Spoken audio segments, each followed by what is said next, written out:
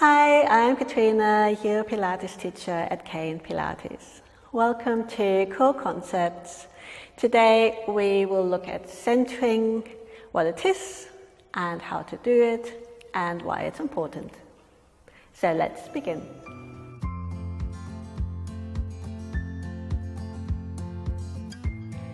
In Pilates we use the term centering, and that mainly correlates to how much you engage your core abdominal muscles to meet the challenge that is presented in any exercise. So basically, when we are just in neutral, like this for example, we don't need much centering.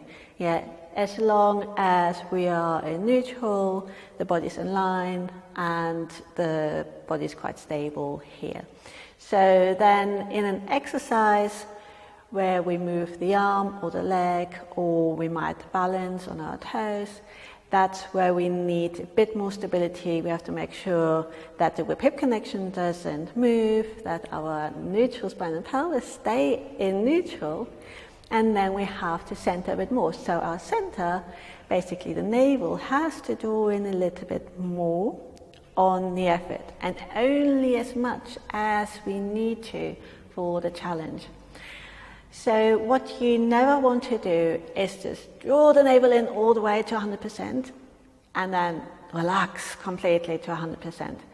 We have that base tension just to maintain neutral, and then on the effort, and just as much as you need to, along with that movement, you draw the navel in a little bit more, and then as you come out of that movement, you release that tension back to your base tension.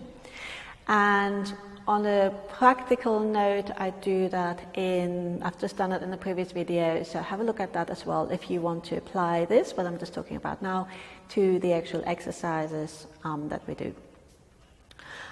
So why is this important? It's just really important that so it's always maintain neutral spine and pelvis. That's always what we're trying to do, and that then under moving the arm or the leg where we have that challenge to maintain the neutral, that's then where the core muscles get stronger and more responsive.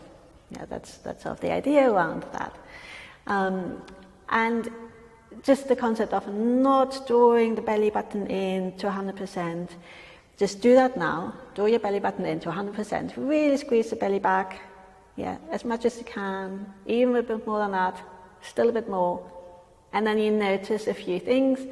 You're probably holding your breath. It's never a good idea. We need to breathe to stay alive. And also, it's very uncomfortable.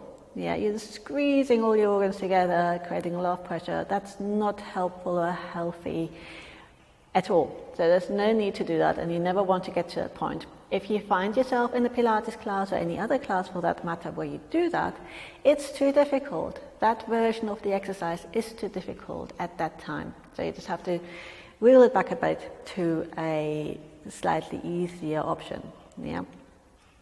So we just want to draw the navel in a little bit and then release back.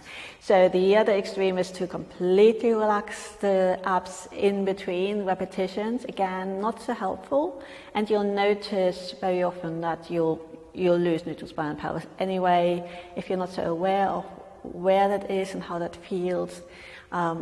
It's just a good practice to get used to just having that base tension for your lateral breath.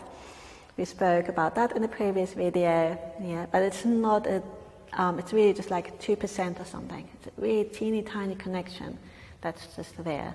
And just for your exercises, not for your day-to-day going about things. You want to relax the abs completely, breathing deeply into the belly for your normal activities where you're not faced with that challenge.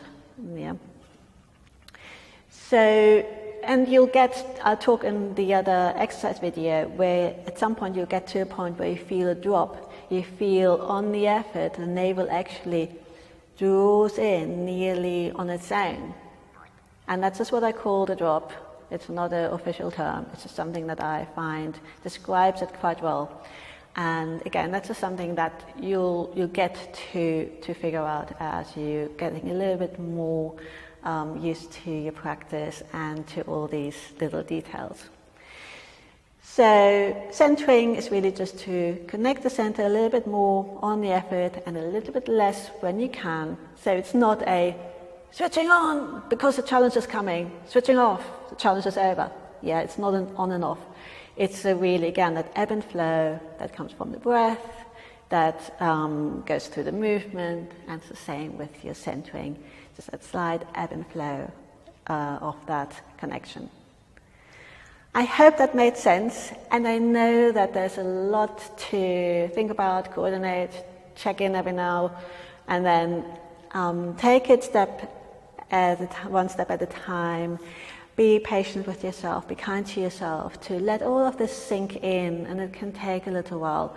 But please don't get frustrated thinking you have to just be able to do all of this straight away perfectly well. That's completely unrealistic. Yes, as grown-ups, very often we just want to learn something new and be perfect straight away and never make any mistakes and know exactly what we're doing. That's not how learning happens.